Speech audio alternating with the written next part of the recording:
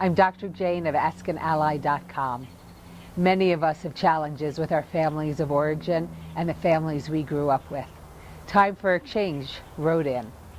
I have difficulty getting along with my adult family. My father, an alcoholic, now deceased, who quit drinking at least 10 years before he died. Older sister, 4 suicide attempts, apparently nuts. Younger brother, crabby and a know-it-all alcoholic. And my mom, 83 and very angry at her lot in life, still lives on her own, but very needy. All have found something in me to incite their anger and consequently hold grudges for years. I try to be the best person I can be while minimizing their incredibly negative impact in my life. It makes me sad that we can't get along for any period of time, and I find myself apologizing for acting negatively towards them when I can no longer take their constant complaining, micromanaging, and tyrannical behavior. None of them have ever apologized to me. It does make my life easier when they don't speak to me, but I would like at least to be on speaking terms with them. I don't drink or do drugs, and I feel that I am fairly normal versus their emotional roller coaster lives. Any suggestions? Dear Time for a Change. Dealing with families of origin, I like to call them FOO. It seems like a nice acronym that keeps it all sounding so much less hurtful and much more warm and fuzzy.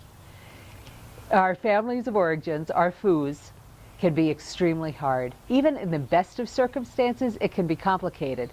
And it doesn't sound like you have the best of anything. I think the best of any of us can do is be the person we are proud to be, just like you said you try to do. We can't control what our FOO does or chooses, but we can control how we behave, what our limits are, and how much contact we want.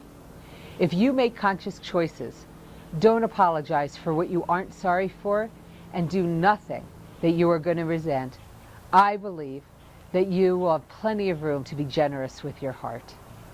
I hope you will take the times that they don't speak to you as times to regroup, regain your equilibrium, as little vacations. I know you wish that things were different, but the only thing that you can really make different is how you respond to them and how well you take care of yourself. There may be a period where you need to grieve what your family is and what it isn't. Then I wish for you humor, enough boundaries so that you can connect in whatever ways that feel satisfying and loving, and the creation of a wonderful family of choice. I want to give you a couple of tools to try out. One of my favorites is to treat them as if you have the relationship you wish you had. Not only does it give you a chance to feel empowered, but it does give them a chance to meet you there. Another is to remember our families hold a lot of information for us. It is the primary place in which we have learned how to live, whether we embrace it or try desperately to do it differently. So when you're with your FOO, think of yourself as a sociologist. Study this culture and see what teachings it holds for you. I also wonder if there's a cycle of family connections and explodings. If you can find one, it might be helpful to acknowledge it and to try to interrupt it before the explosions happen. Try to remember that people are at their best when they feel good about themselves. If a member of your family is acting badly, you can bet they're hurting. That is not said to give anyone an excuse for acting lousy. It is said to give you room not to take it on as if it's about you.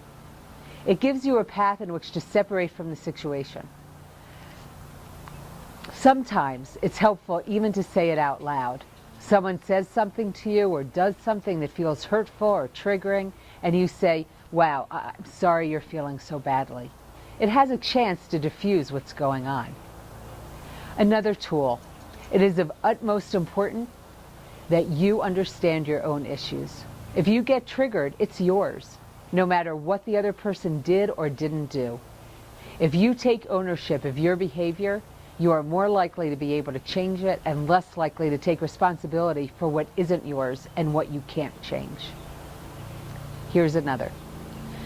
Do not spend your time expecting your family members to be different than what they have been.